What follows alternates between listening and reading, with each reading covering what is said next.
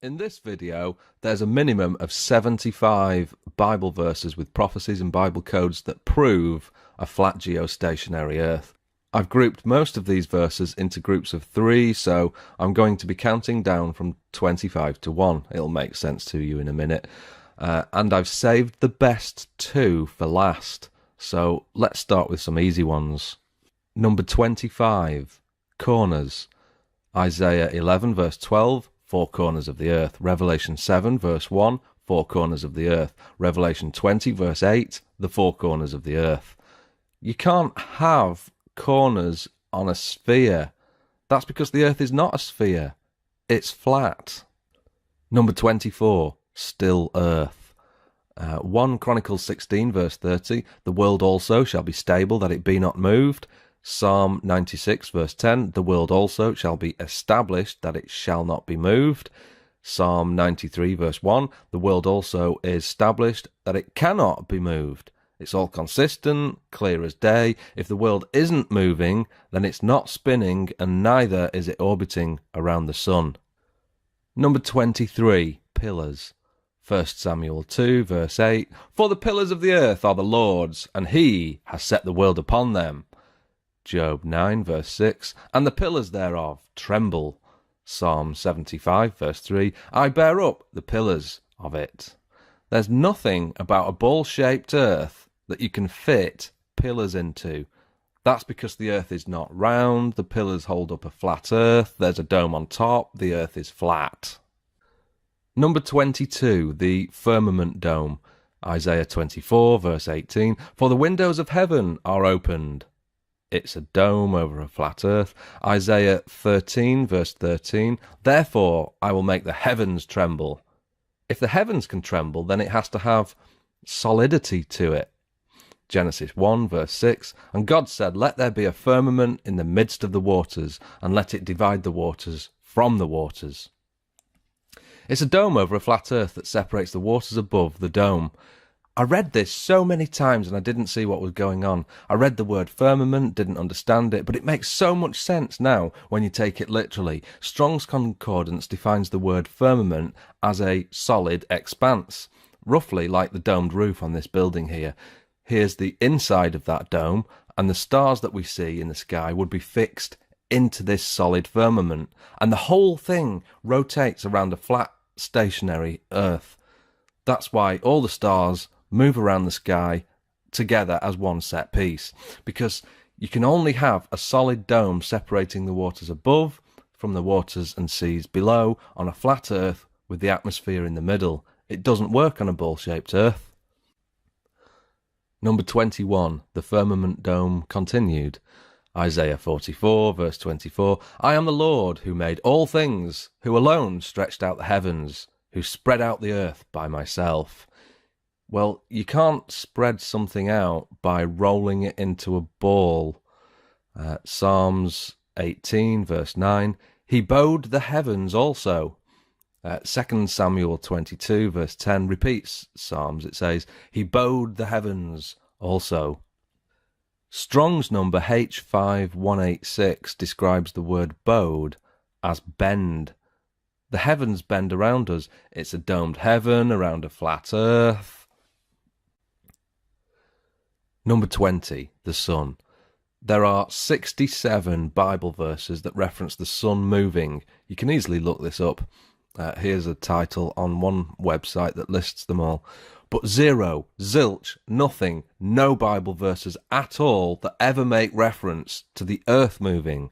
So, at the very least, the Bible supports a geostationary earth.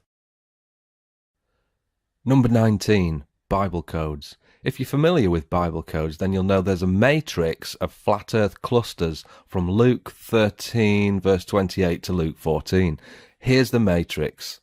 Here's flat, earth, and at equidistant letter spacing you'll also find dome, canopy, tent, truth, edge, disc even, and a lot more. If you don't have Bible code software, then you can do this for free at biblecodewisdom.com.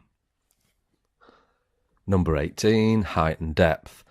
Job 11 verse 8, it is as high as heaven, what can you do? Deeper than hell, what can you know? So there's a height to heaven and a depth to hell. You can't have a height to heaven on a heliocentric, ever-expanding universe model. You can only have a height to heaven on a flat earth that has a dome over the top of it. Number 17, length and width. Job 11, verse 9. The measure thereof is longer than the earth and broader than the sea. It doesn't say longer than the sphere and broader than the curved ocean. You can't have a length and breadth on a ball unless you change the wording of the Bible to accommodate it. You can only have a length and breadth on a flat, level plane. Number 16, wisdom. Colossians 2, verse 8 says, Beware lest any man spoil you through philosophy and vain deceit, after the tradition of men, after the rudiments of the world. 1 Timothy 6, verse 20, false science. 1 Corinthians 3, verse 19, For the wisdom of this world is foolishness with God. A ball-shaped world is wisdom to those that live in the world and get their information from TV or the education system.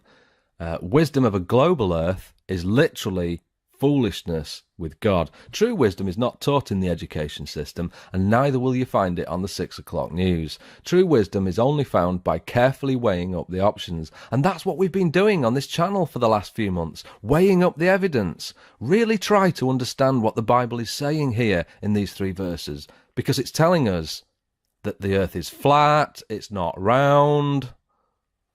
Number 15, day and night. Job 26, verse 10. He has compassed the waters with bounds until the day and night come to an end. Well, that's interesting. Here's a flat earth map. The outer bounds are made of ice. The waters are literally compassed with an ice boundary. The sun goes around the earth like this. Both day and night can only come to an end where day and night meet the dome. Beyond the dome, time ceases to exist. Whoever happens to live in that realm outside the dimension of time, beyond the dome, which is the heaven, is also immortal. He's always been there. He can see the beginning and the end. Prophecies in the Bible, inspired by the Holy Spirit, show us the future is already foretold. And when the Bible talks of the everlasting, that's the place we all go to at some point. Problem is, most of us who reject the truth will face everlasting shame. Like it or not, we're all going to meet our Maker someday. So day and night can't possibly come to an end on a ball earth model. That's because the earth isn't a ball, the earth is flat. Number 14, foundations. Job 38, verse 4. Where were you when I laid the foundations of the earth? Declare if you have understanding. As we've just seen, the foundations of the earth are pillars. Isaiah 48, verse 13. My hand also has laid the foundation of the earth, and my right hand has spanned the heavens. When I call unto them, they stand up together. If the heavens stand up at his command, then it's telling us here that the heavens are a dome, it's a solid dome, the earth is flat. Number 13, footstool. Isaiah 66, verse 1. The heaven is my throne, and the earth is my footstool. Matthew 5, verse 35, he's swearing, nor by earth, for it is his footstool. Acts 7, verse 49, heaven is my throne, and the earth is my footstool. This is what a footstool looks like. It's got 4 pillars. Here's another one. How exactly are you mistaking this for this? What footstool spins at 1,000 miles an hour? Number 12, desktop globe. Exodus 20, verse 4. Thou shalt not make unto thee any graven image, or any likeness of anything that is in heaven above, or that is in the earth beneath. Isaiah 42, verse 8. Neither my praise to graven images. It's also the second of the 10 commandments, so that rules out having a spinning globe on your desktop, because what's a spinning globe? It's a graven image that depicts the earth. Why was the commandment not to have those things?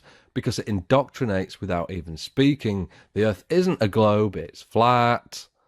Number 11, the stars. Matthew 24, verse 29. The stars shall fall from heaven. Mark 13, verse 25, and the stars of heaven shall fall. Revelation 6, verse 13, and the stars of heaven fell unto the earth. We've all been brainwashed into thinking the stars are massive and trillions of miles away. The Bible is telling us the stars are not massive, they're small, close, and they're going to fall to the earth. So the universe that we see up there is dome-shaped and small enough to contain all the stars that circle around the flat stationary earth. Number 10, the universe. This is the ancient Hebrew view of the universe. We've got the earth on pillars, Sheol down there, and a dome over the flat geostationary earth, and all the stars and the sun and the moon inside the dome going around the earth. That's why in Genesis 1 verse 14 it says, "Let there be lights in the firmament of heaven," not orbiting a Milky Way galaxy, no, inside the dome, the firmament. Number 9, sun circuit.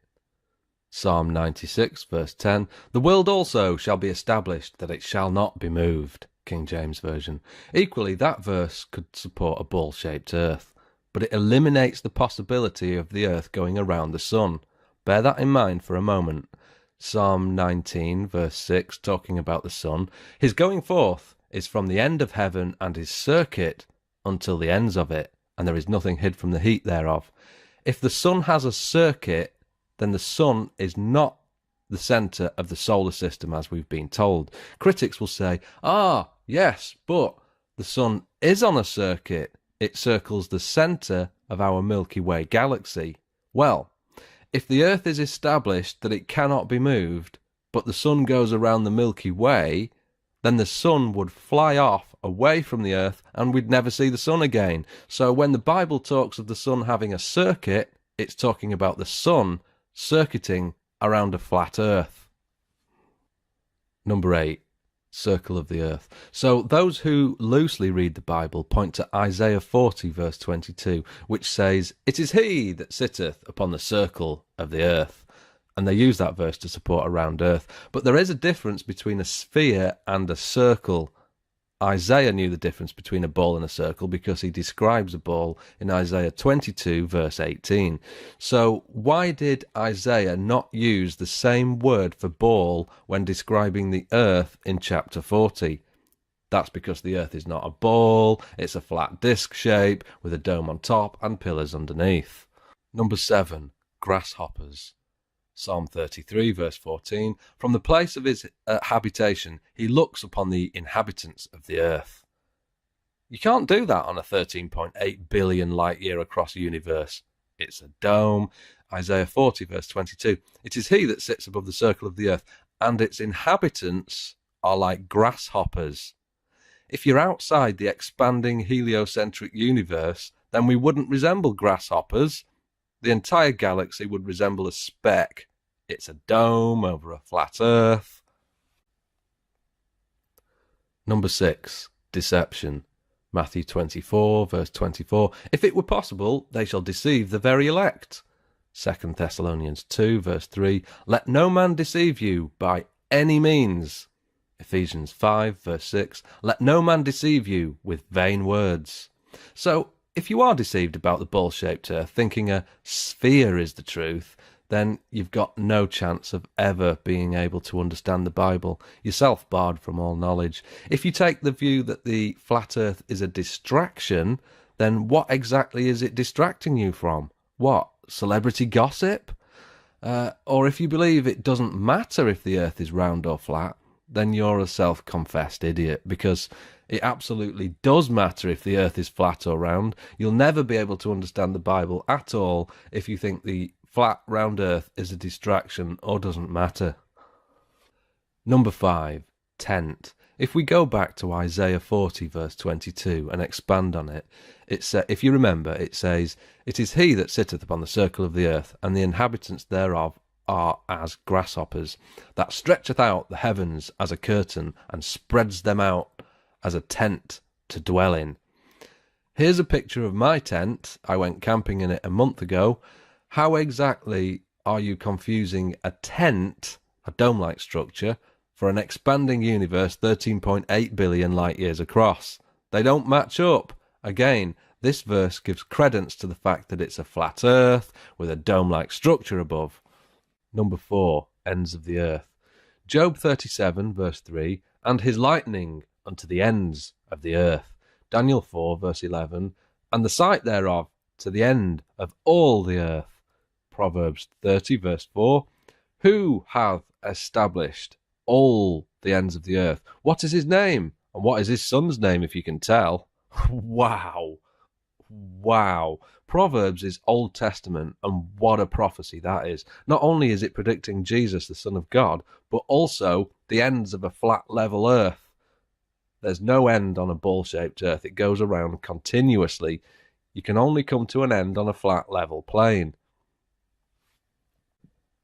Number 3, lies.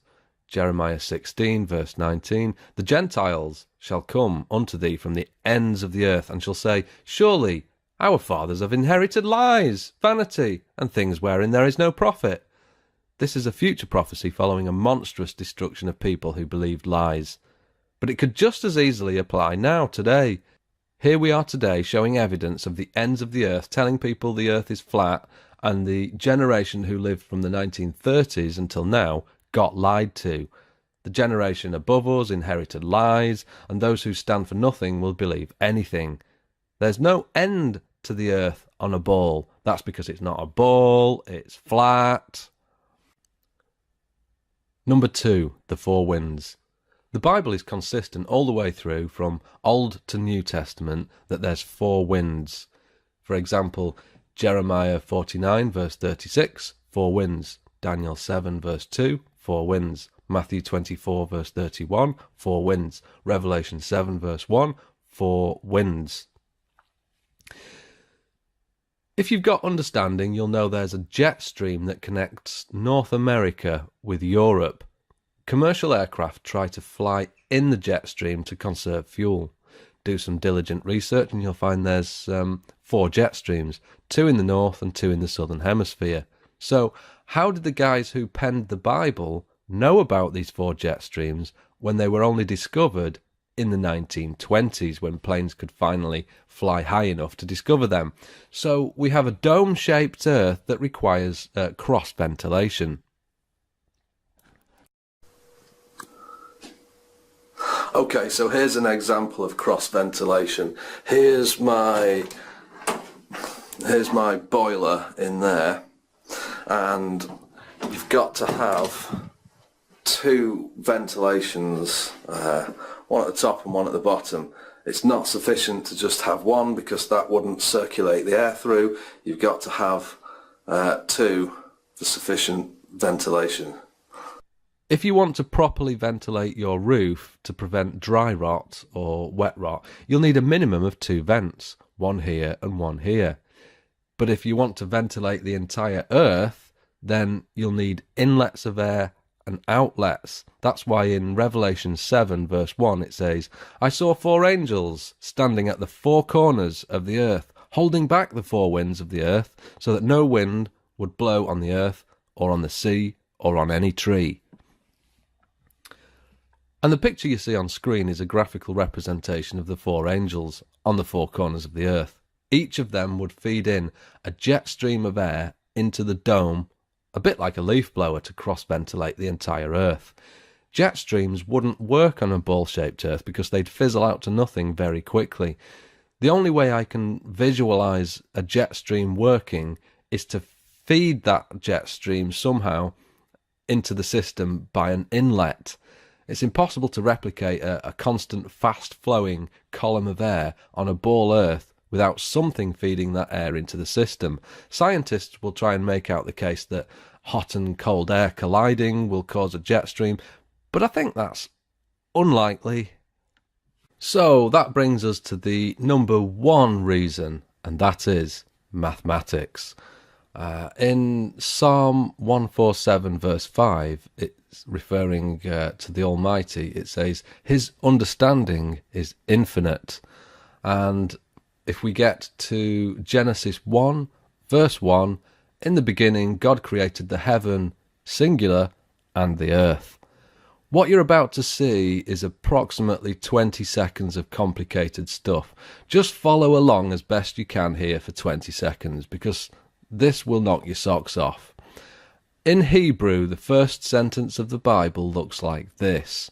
If you take the number of Hebrew letters and times that by the product of the letters, and then divide that by the number of words times the product of the words, you get 3.1416. That's the value of pi to 4 decimal places. Pi is the relationship of a circle's circumference to its diameter, so you measure the circumference of any circle all the way round and divide that by the diameter straight across, and you get 3.14, the value of pi, an infinite string of numbers. Okay, that's the complicated stuff over. What the Bible is describing here is clearly a circle and not a sphere. And only a flat geostationary circular Earth fits that description. And if that failed to knock your socks off, then you've not been paying attention, because what we've got here is the Bible describing the creation of the earth in words, and behind those words we've got a mathematical formula that not only verifies the authenticity of the text, a fingerprint of God if you will, but it describes the very shape of the earth, circular. In the future I might post a video just on this subject alone, or I might write a book on the subject, or I might correspond with and collaborate with people who care. There's a lot more to this than meets the eye. And finally, Luke 18 verse 17, for nothing is hid that shall not be made manifest, nor anything secret that shall not be known and come to light.